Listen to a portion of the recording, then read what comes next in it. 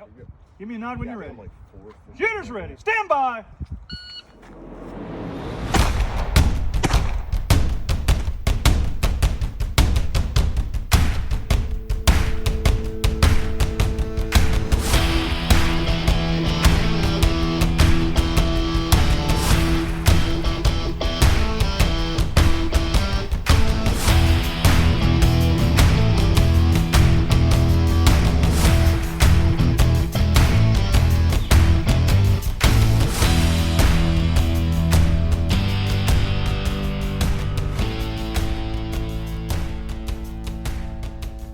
Hey everyone, welcome to this episode of Bullets and Bourbon. I'm joined here with my co-host Frank Gow, and I have a good friend, special guest, and fellow teammate for Team DoubleStar, Brittany Long.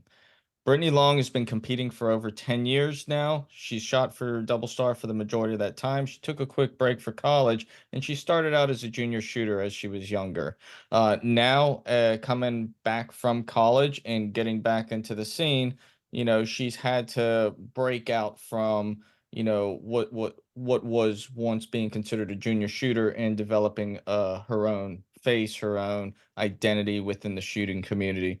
Before I go any further, Brittany, can you go ahead and kind of give yourself a quick introduction? Yeah, absolutely. So I've been shooting since I was probably 4 years old. I started competing when I was 9, just kind of off and on chasing my dad around at some local matches. And I started with just a little 22 pistol. And then around 2012, 2013, I started getting into 3-gun and watching that on TV and just starting to travel and watch some of those matches. And around 2013 / beginning of 2014, I got in touch with DoubleStar, and they were looking to sponsor a female and a junior shooter. And I shot a match where I got to meet a few of them and tour the facility, stuff like that. And they gave me a sponsorship, and I've been loyal to them. They've treated me like family since then. And even through, that was high school, through high school, through college, they've really taken care of me. I have a bachelor's degree in criminology, and I'm using that now paired with pre-law and social work. And I'm a victim advocate. I've taken quite a big break here and there, like in college. We had a really rough attendance policy, so I had to kind of step away from it for a little while and only shoot, local matches and the Mountain State, which my dad puts on. And so that kind of took me away from shooting for a little bit, but now that I'm a little bit older and working, and I'm able to travel a little bit more and get back into it. No, that's awesome. And I didn't know that you started competing even at that young of age. But I mean, it makes sense. Like, you have really good fundamentals, and when you put things together, you really put things together. But you've like we said, you've been competing for the better part of over 10 years. We'll call it 15 years. How have things evolved since you first started shooting as a junior shooter into where you are today?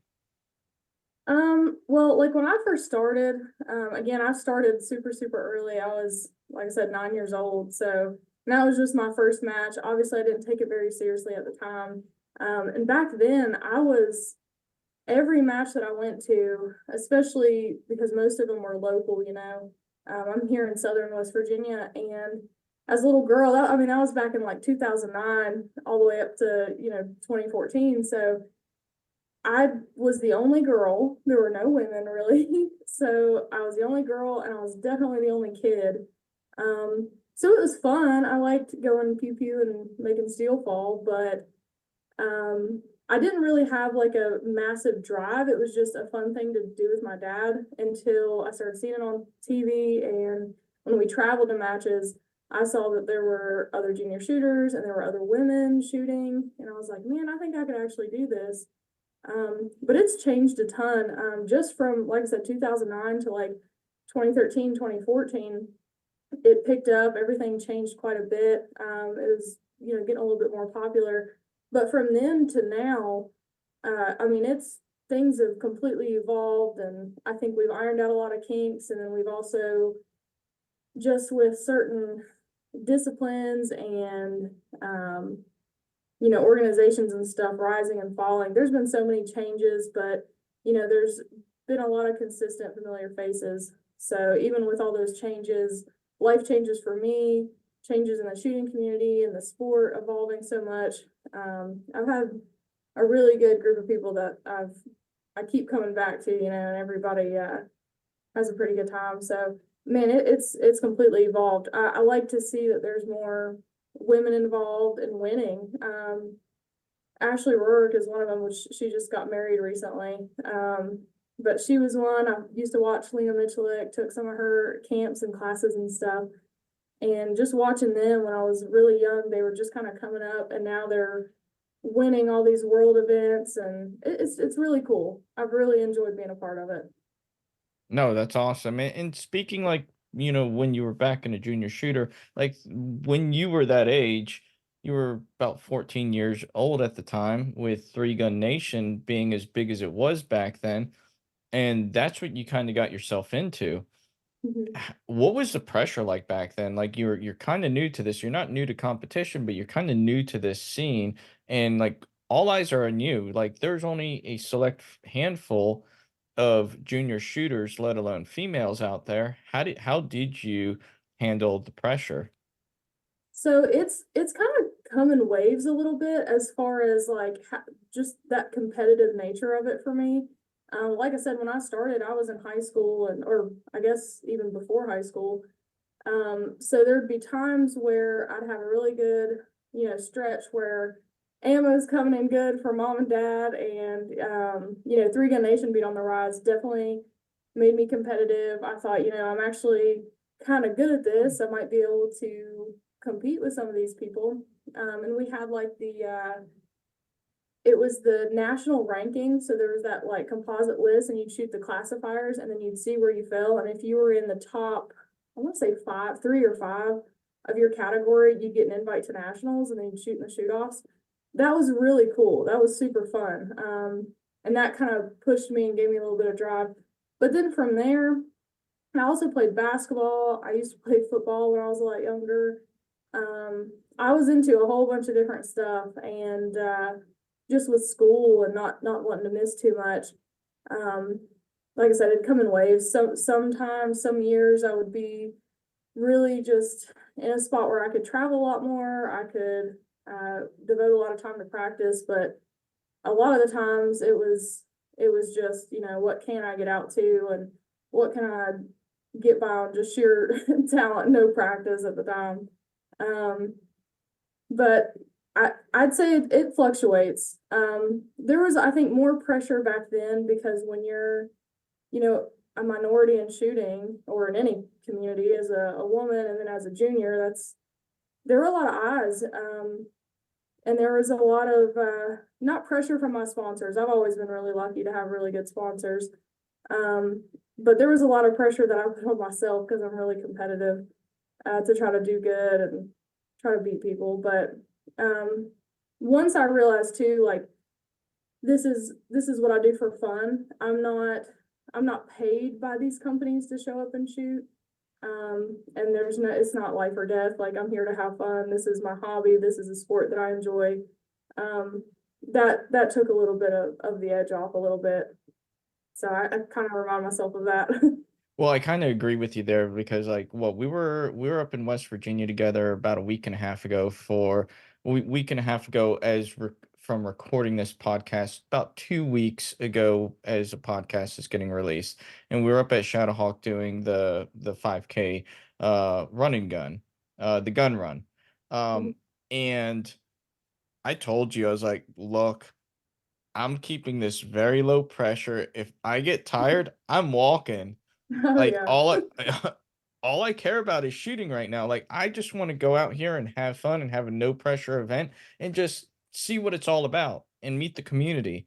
Like, I'm Yeah. not gonna put this pressure on me, and, that's something I haven't done in years, which it felt good to just finally be like, you know what? It's not that I don't care, but I just want to focus on having fun for once.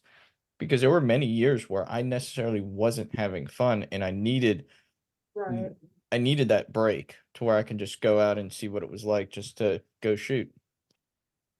Right. And I think, because you've come at it from a whole different point of view from me, even, running a shooting team and having a lot more pressure, and that is your job to go do that and perform well. And there's a lot of eyes on you guys back then. I mean, yeah, that's a whole different field too. But yeah, having you there at the gun run really helped me put it in perspective too, because once you said that, because like I said, I get really competitive and I think I'm extremely hard on myself sometimes. And that was both of our first event of that nature. I've never done a biathlon like that. That was insane. Mhm. So hearing you say like, I'm just gonna listen to Sublime and walk if I need to and chill, that kind of helped me out a lot because I was like, okay, I don't know why I'm putting all this pressure on myself. I'm not a runner. I'm not, this person that's gonna show up and just, burn everything Dominate. down and all that. Yeah. And I had a lot more fun that way. And I actually surprised myself. I placed better than I anticipated I would for a first event like that. But I had a good time. And like you said, it's all about the community and just, I feel like I've kind of, which we've talked about before, I feel like I've kind of got my spark back in a way. It feels more like I'm reminding myself this is what I do for fun. And this is like the community's good. The people are there to help you. And yeah, the pressure is not quite there anymore. I can apply that as I feel like I need to, and then take it away and realize this is stress relief for me. So that's been nice. You mentioned that I was listening to Sublime, and I probably mentioned it in the previous episode, and it probably will come up again. But like literally the entire event, I had Sublime going outside of getting the stage brief and shooting. As soon as I was done shooting, my phone would come out, play would go on, and I'd be going, and like the ROs were looking at me like, "Are you really listening to Sublime right now?" I was like, yeah, I am. Why? Yep. Because it's chill music. And the great thing about it is like one thing I learned in like the few runs that I did leading up to the event is it was perfect music to pace to. Oh yeah. Yeah, I have a little app that or a website I guess where I put in if I like a song I'll put it in and see what the BPM and then if it's a good running pace song or not. And I did them round about the 10-minute mile mark and I very quickly realized that even a 10-minute mile pace is not that wasn't going to apply for the majority of that run, and run is a loose term. There were some parts of that, like, I mean, I know you've already talked about it, but it was like straight up and down. I'm gripping at the roots of the grass, trying to pull myself up this bank. So, I was a afraid I was lot of, going to fall down the hill. right. Yeah. I slipped a couple times and then coming back down, keeping your center of gravity low so you don't go head over heels. But yeah, but anyway, it was fun. I did walk quite a bit, but and halfway through, I was like, "There's no way I'm placing even top 50% on this. There's no way." And I like I said, I surprised myself. I did better than I expected. Yeah, we both So placed in the top third in shooting and we placed top 50% overall. yeah, it was cool. I was really excited about it. Once I saw the score, I was like, "That wasn't too bad for a first Yeah, one." But it was yeah. fun. Yeah, the community aspect and everything, just pulling that back together because I feel like, again, we talk about this a lot, but after the death of Three Gun Nation and just kind of the everything not being sanctioned and Rock Castle, being gone, everybody's been kind of lost. And I feel like now we're finding that again. If it's in different disciplines and practices, different, shooting sports, or still in three gun, we're kind of finding that sense of community again, and that's beautiful. I've really, really enjoyed that. Now, you and I've talked about this, like at Rock Castle, like you were a child back then and you couldn't really stay around for all the adult activities. So you were basically hanging out in the room Yeah. with your dad and while everybody else was out there partying. Mhm. Now and not to say you don't get that experience now because I think you get it in a different setting, so it's pretty good. But to tie it all together, back then you were traveling around with your dad a lot. You were the junior shooter, you had to be with your father, and now you're an adult. How has breaking out of the mold of a junior shooter changed for you? And have you had to set boundaries with your father? Yeah, like you said, being a junior shooter, that's like saying that I've been in it for over 10 years. That's true, but as a junior shooter, I can't tell you how many times, particularly at Rock Castle, I'd be sitting there on my little laptop doing homework and I could hear the party going on. I was like, oh man, maybe one day. But yeah, it's been shooting has been something that, like I said, my dad got me interested in. Him and my mom both taught me how to shoot, and they've always been taking me to matches, but it's particularly like our daddy daughter thing. Only very recently, like I said, after college, I've started to get back into it and pick up the amount that I've been able to get to matches. Setting boundaries with my dad. I hate to even call it that, but it's just been different to try to like redefine that dynamic, because it came to a point where I was like, Dad, this is our thing, and this is what we always have done together. But at some point, I feel like I have to leave the nest a little bit and go to my own hotel room and load my own mags at a stage and be prepared and show up and kind of not just be like daddy's girl at every single match. So I feel like it kind of hurt his feelings a little bit that I kicked him out of one of my matches. It's like, this is my first one I'm going to do as an adult. But he understood, and he was like, yes, you have a point, And your I told dad's him that great. Your dad's a he's really awesome. good dude. Yeah. Like, and you could tell he's very supportive. He's very excited to see you do stuff, and that's rare. Mhm. It is kind of rare to see somebody excited about their child doing what they want to do and want to continue that. Usually Right. whenever, I don't know, because my daughter's only 10 years old, but it's like when my daughter's like graduated college, and if there was something that we had daddy daughter time with, it's like I don't know how I'm gonna feel. It's like, well, I got this time back so I can go back and do this other stuff, or I don't want to overburden her with, Yeah. hey, I want to go with you. Part of it is Yeah. like, I want you to live your life, just like how I live my life from the time I was 19 and I was out of the house doing my own thing. My parents have never seen me compete once, and they're like, oh, we want to come see you compete sometime. And it's just like, do I really want to deal with the stress of that? And Yeah. don't get me wrong, I love them and all, but it'd be kind of weird.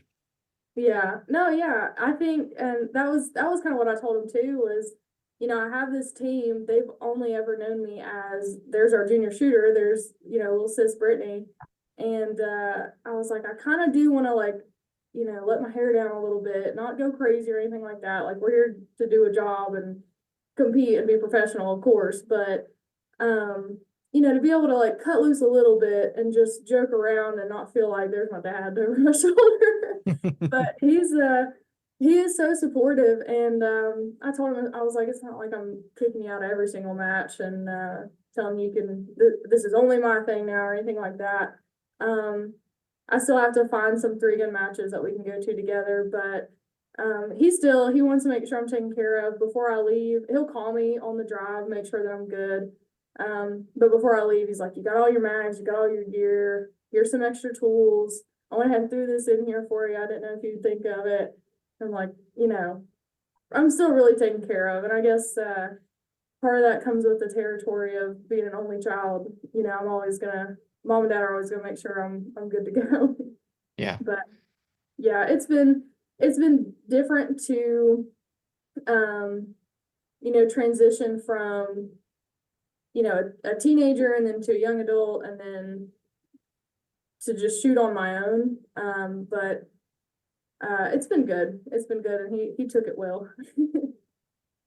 No, that's awesome. And I can't wait to see him come August at the Mountain State 3 Gun Championship. Yeah, That's we're going to be a really excited. good time. But the last time we were together, and you kind of already hinted at this, we both discussed him being in a slump. Like, just not everything was getting put together. Like, especially at like a three gun match, it just what things weren't connecting. And part of it is like the lack of motivation, I guess you can say, to train. Like, there's so much other stuff going in our lives. And in a sense, we described that due to participating in the same sport for so many years, that's kind of what caused some of that slump. Um, but what has helped you now get through some of those times? I think honestly, like the slump itself, I think it stemmed from I was just kind of like just doing the same thing for so long. I think anybody's gonna hit a little bit of a wall. And then not having enough time to practice or the ammo to be able to practice and stuff. Like that's frustrating. And especially for a teenager and 21-year-old college kid, I was just like, and with my attendance record and stuff, at the college I went to, they said you can miss 3 classes, and we've talked about this before, but you can miss 3 classes, and if you miss any more, they'll boot you from the class. Well, I had scholarships to keep up with. I couldn't be just dropped from classes like that. So I really did. I hit a wall. I was in quite a bit of a slump, and then, like I said, the death of Three Gun Nation and the Rock Castle not being available to us anymore. It was like we were all kind of lost there for a little bit. And I just didn't have that drive to get out to practice or that, deep seated desire to go win. And there were just a lot of different things that were frustrating and just did not keep me motivated. But recently, I've realized, I don't have to just shoot one thing. I can branch out into other things that'll make me better at three gun, which is why we did the gun run. And just meeting new people, realizing like I can find joy in the things that I'm already doing. It's not ever really going to be what it was before. And I have a little bit different perspective now as an adult that, I can make more contacts and travel on my own. And that's a whole different experience. That's been really fun. And I just feel like I've kind of got my spark back. I think that I have this new desire to get out there and be better and win and train and not just shooting practice, but get in better shape and running and lifting all the weights and stuff. I mean, it's been really good. I've been really excited to get back into shooting. So No, that's awesome. And I mean, it's kind of the same for me. Like, realizing I can break out and do some other things. I don't have to be the best at everything, and it's right. just a matter of going out and having fun. I had that kind of, I still struggle with it sometimes, but I hate sucking at something. I Hmm. hate showing up and not doing very good. Or once I read the score sheet, I'm like, okay, there I am. Because I would only shoot 1 match a year. That's all I could shoot. I didn't have time to practice. I didn't have the ammo to practice. I couldn't miss class to go practice. So it was really frustrating. But, now realizing I don't have to be the best of the best. I'm not going to be, performing against other kids or like, it's not quite what it was, but that's okay. It's been really nice to branch out and just look at it from a new lens. Start training, getting better. It's been nice. Awesome. Last one I have for you before I turn it over to Frank is, you've been shooting for Double Star for quite a while now. What really drew you to them, and how has your relationship with them developed over time? So at the time there was a female shooter for them that we had me and my dad had linked up with on Facebook, and she was like, she shot for Double Star at the time, and she said, they're really looking for a junior shooter, they're looking for a female shooter, and Brittany's doing pretty good on the scores. She's ranking high in Three Gun Nation, and they're a really good group. They're out of Kentucky. They're fairly close to you guys. You should check them out. So we got in contact with Teresa and Jack, and they were just right from the start. I mean, they talked to us like family, and they're just so welcoming. They wanted me to come tour the facility, and they gave me a spot to shoot in a major match. Paid for my entry fee and just said, just show up and have fun. We know that you haven't been practicing a whole lot. We know that, you're still in school, you're a junior shooter. Like, we're not expecting you to take home any gold. Just show up and shoot, have a good time, and let us get to know you a little bit. And I did, and it was absolutely fantastic. And that the rest is kind of history. I mean, it's just, they've grown with me, they've evolved with me. Whenever I was first starting college, I had a sit down talk with Nick, and he told me that they'll always support me in any way that they can. He said he understands, like, my education comes first, and I always have a spot on Team DoubleStar as long as I'm willing to shoot for them, and I haven't turned into some psychopath. And they've just been like family. They really have. They've taken really good care of me. Whenever I needed new parts or a whole new rifle at one point, they gave it to me. They've taken care of entry fees here and there. I mean, they just really made sure if I've had any problems at matches, which is very, very, very rare. I can count on one hand over the past 10 to 15 years how many problems I've had.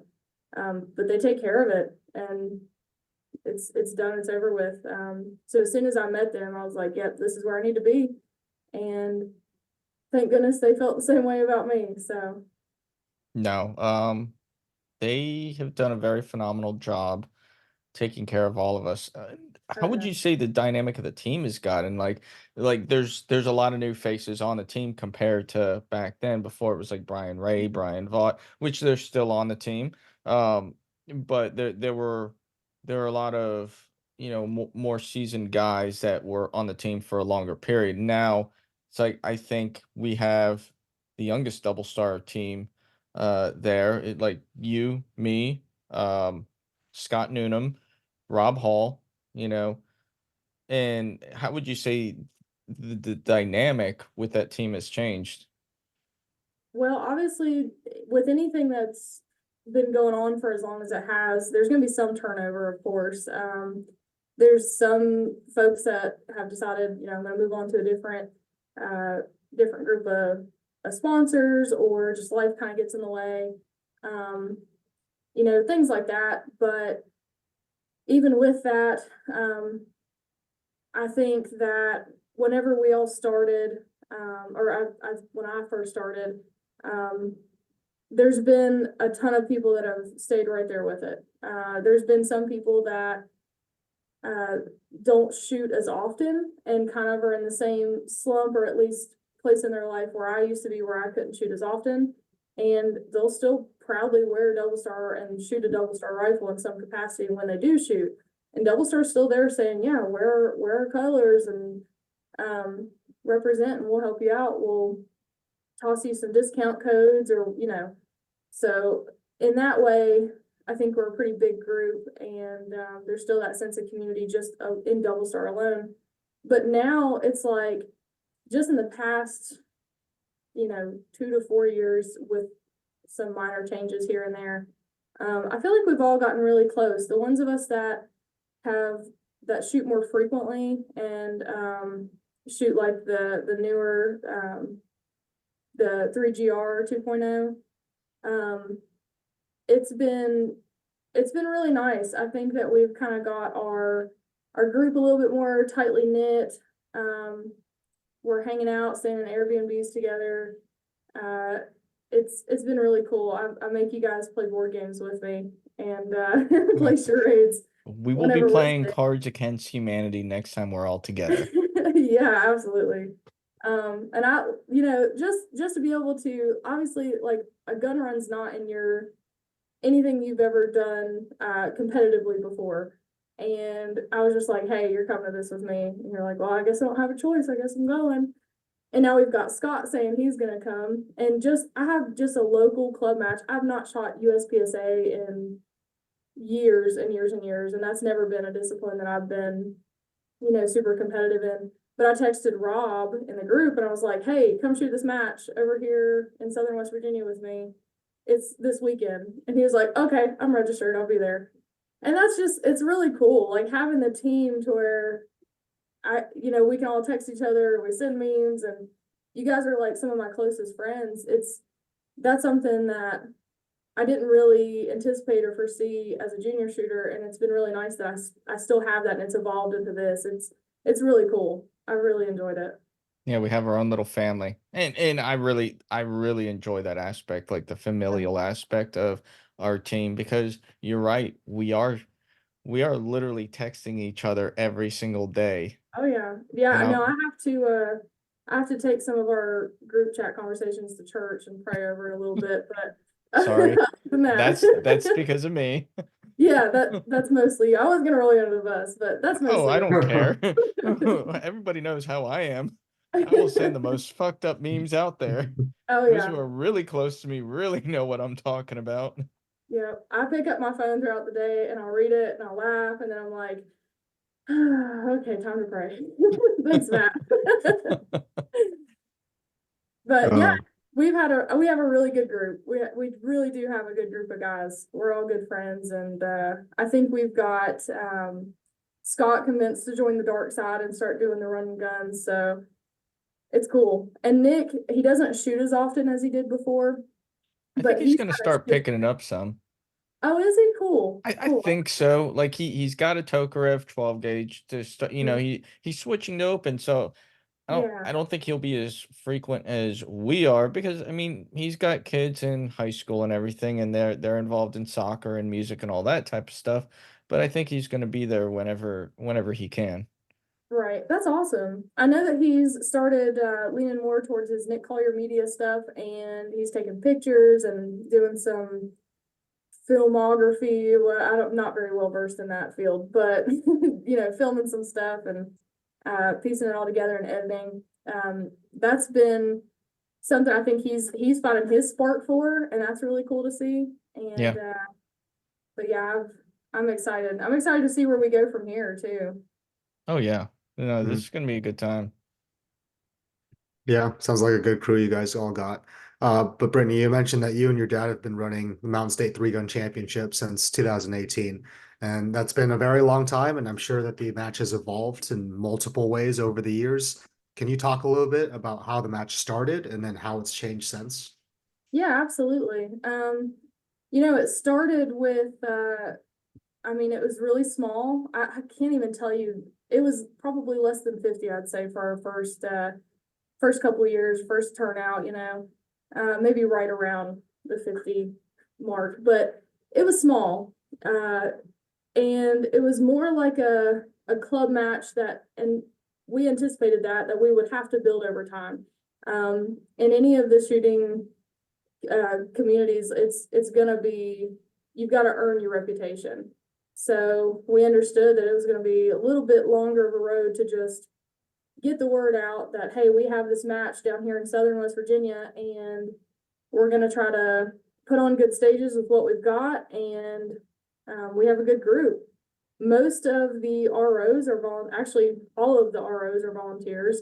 Most of them are cousins or coworkers, or I know this guy or that guy, or hey, I know you RO'd at this other match, and they show up to help. Scott usually comes up to help set up, and but Gaines has helped Dad out quite a bit in stage planning and things like that. There's been a couple years where I haven't been able to take the time to help set up the match and or design stages. Just school was so intensive, and we've always had a good intimate group that's tried to build it, but now I think it's really picking up speed here in the last couple years. We've gotten good word out, we've had really good turnout, and this past year we had Andy Horner and Dave Power, and they came out, and Dad was a little bit nervous because he knows that they're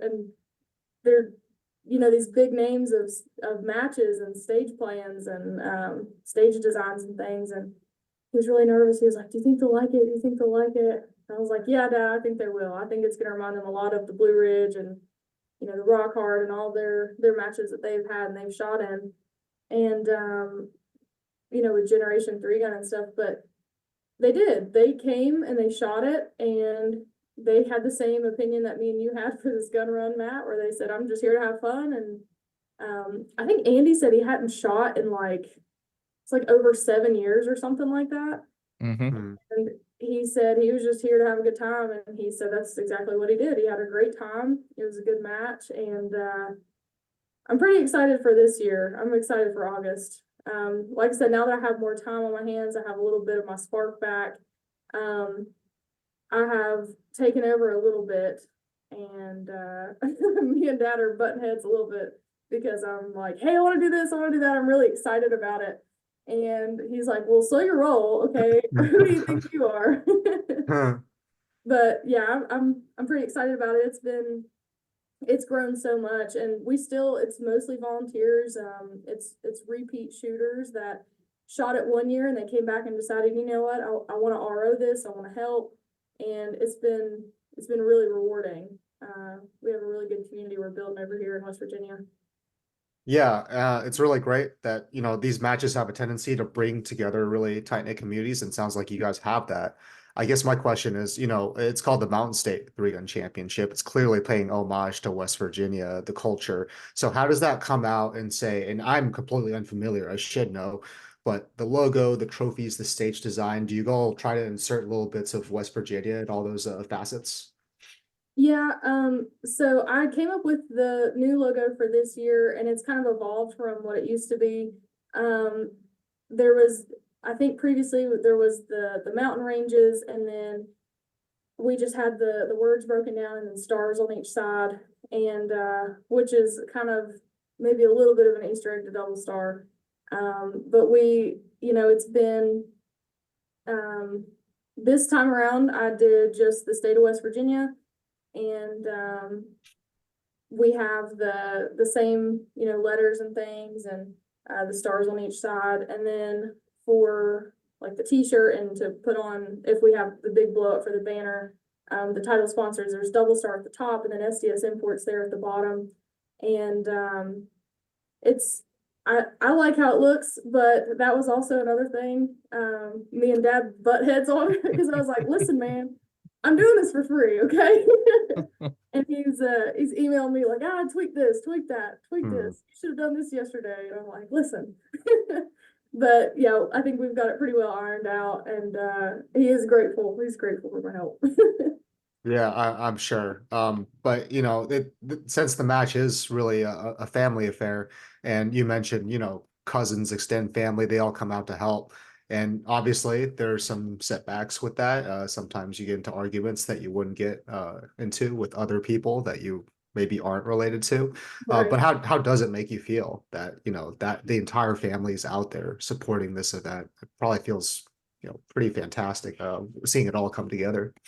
Yeah, we're really lucky, honestly, because they travel quite a ways too to be able to do it. And this isn't something that's in their regular agenda. We have nurses and truck drivers, and they just don't, this isn't something they are doing for them. They do it for us.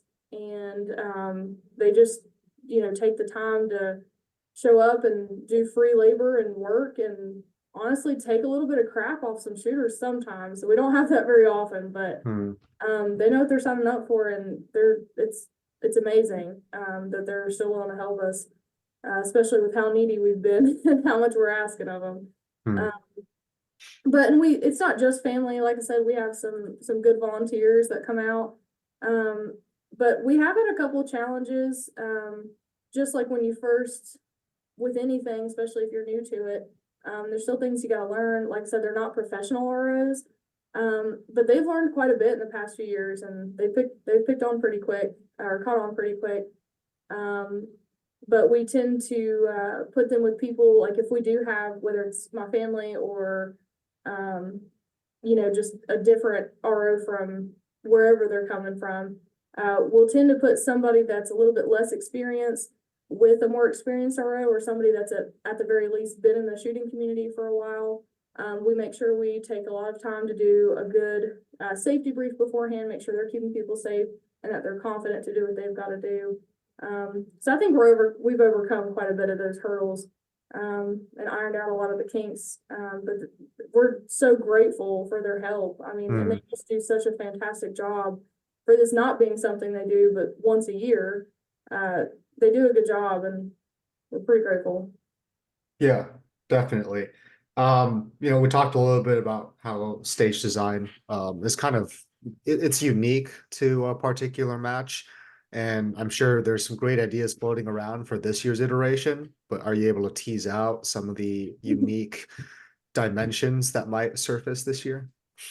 I can. So over the years, we've tried to make it pretty inclusive to where it's not something that, and we're still going to stay true to that, to where it's not something that's so difficult that people are going to shy away and not want to shoot it. Because there's a time and a place for that. Like the Blue Ridge match, you knew what you were signing up for. It was going to be grueling. It's a 3-day match. It was going to be hell. And then on the other side, you come out and say, I survived it. We don't necessarily want it to be like that, at least at this point in the game. We may do something different in the future, and call it something different. But we want it to have at least enough challenge to where, you're not just coming in here and burning it down and just shooting out a bunch of paper. So for this match, I've incorporated a few things. I've been a little bit inspired by the gun run that we went to, and just thinking about the old Blue Ridge matches and rock hard matches. And we've had like culverts that you kind of slide through before. I wanted to make it a little bit more physical, but not, again, so demanding that people are gonna not want to shoot it. But the one thing I've been working on, and I got a couple eyebrow raises posting on Facebook, I was asking for a baby doll, and I had a couple people message me and ask me if I was okay. If I'd gone insane. But I found a baby doll, and I have filled it with sand, and it is the sandbag / baby. It's the sand baby, and I intend to, at some point, the stage hasn't been fully designed around it yet, but the concept is to have a shooter have to carry this heavy 12-pound infant with them and keep it safe throughout the course of a certain stage. I don't know exactly how that's going to come yet. One of the ideas I have is to hold it with one arm and shoot pistol offhand. Maybe we can. I don't know. That's a little bit ambitious. I'm not sure yet. But at some point, you're going to have to run and keep this baby safe. And then we've got some other ideas. We're throwing around the idea of a 300-pound tire and doing something optional to flip that tire. But I don't want to get too far away from what's been successful and what's been pulling people in, but I also want to make it interesting, throw some props in there. Like I said, that's something that me and Dad are like going back and forth on. He's excited, I'm excited. He's like, no, that's just not going to work. And then I'm like, well, what if we do this? So, yeah, we're playing with some different things, but I don't want to reveal every card I have. So that's the one thing I'll tease, because I feel like most people have heard me talking about it now. Yeah, okay. Heavy sand-filled baby. That baby is definitely going to have some brain injuries at the end of the match, but that's okay. Oh, definitely. Yeah, no, it's really interesting to hear you talk about it. I mean, you mentioned Blue Ridge. The next question was going to be about Blue Ridge, but you talked about the difference in, I guess, match philosophy and also match culture. Every match has its own identity in a lot of ways, and it comes through in the stage design and the terrain and a lot of other factors.